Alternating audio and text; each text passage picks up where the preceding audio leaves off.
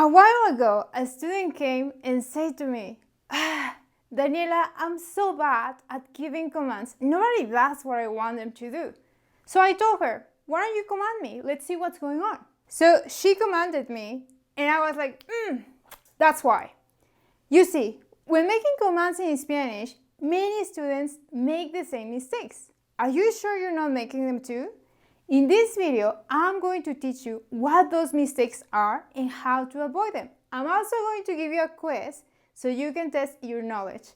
Hi everyone, this is Daniela from Tell Me in Spanish y estoy aquí para ayudarles a hablar español de forma más natural.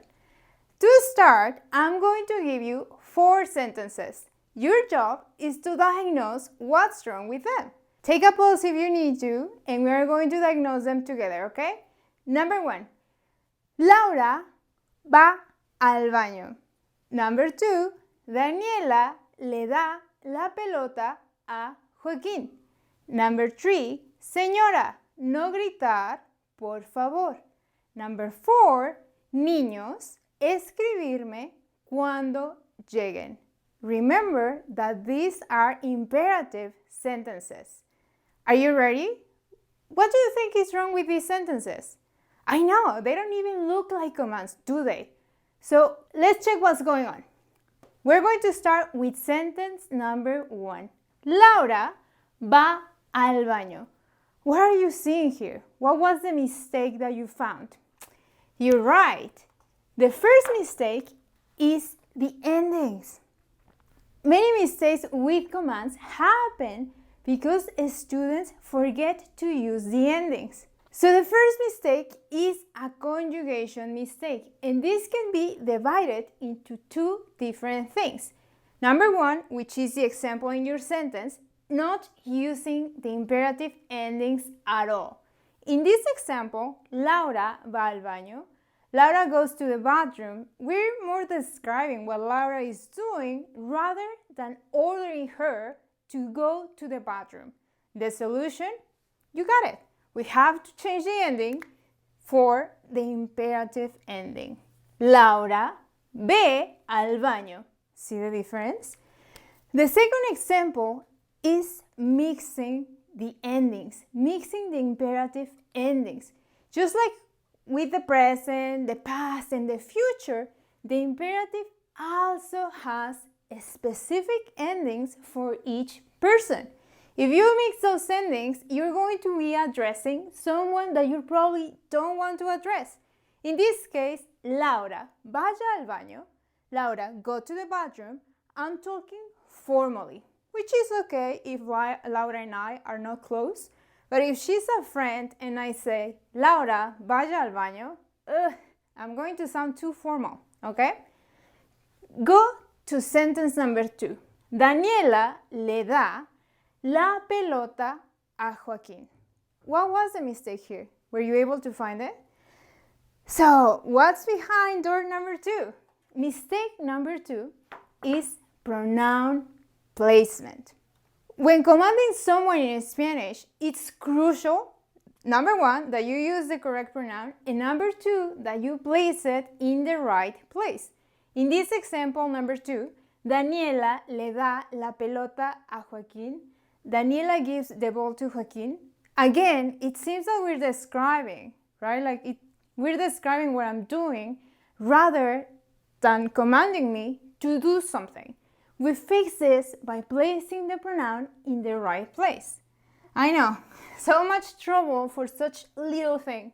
I told you, size matters in Spanish.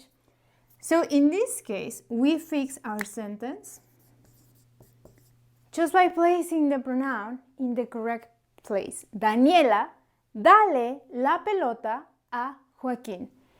In this case, when you're placing pronouns, you have to be careful. This is your verb. This pink point is your verb.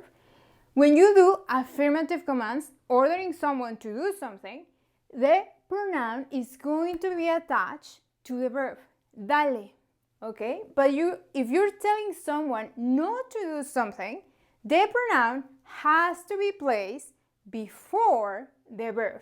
In this example, this is not in your sentence, but this is an extra example. Daniela this is negative. Daniela, no des la pelota a Joaquín. In this case, our pronoun must be placed before the verb. Daniela, no le des la pelota a Joaquín. Daniela, don't give the ball to Joaquín. He doesn't deserve it.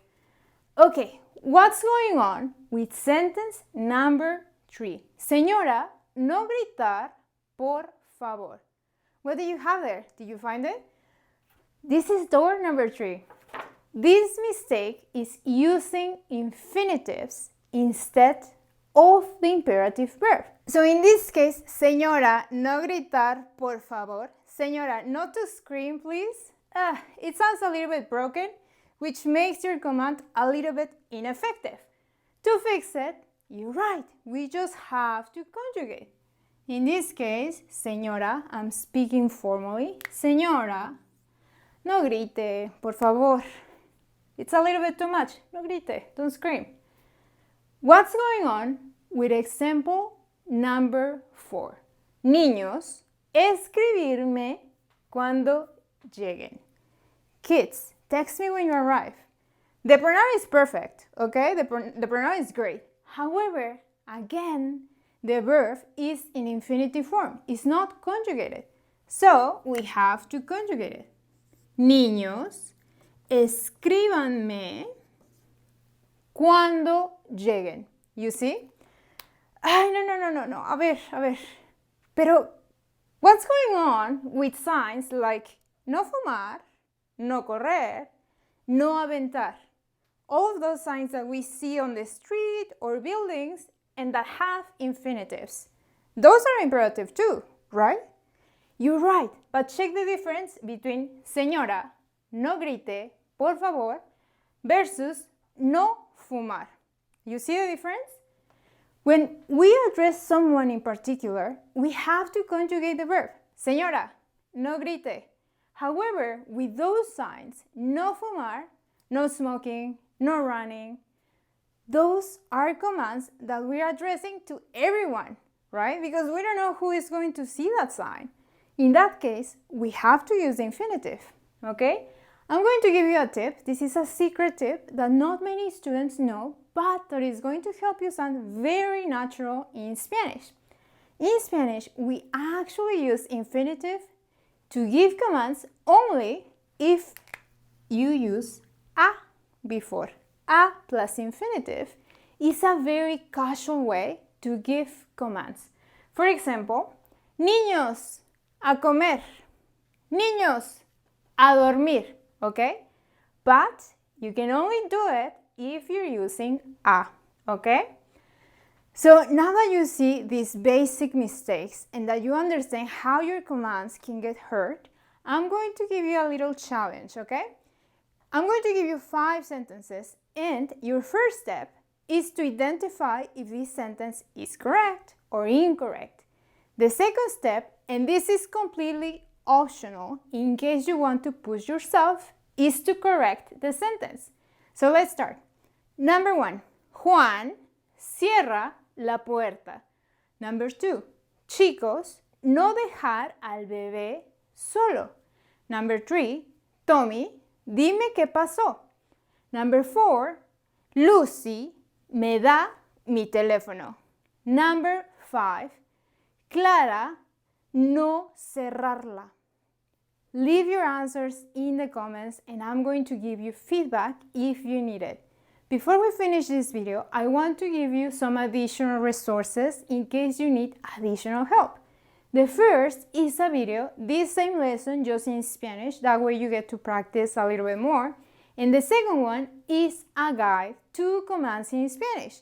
In this guide, you're going to learn how to form commands. You're going to see more examples with pronoun, placement, and all the rules that you need to start giving commands in Spanish. So go check it out.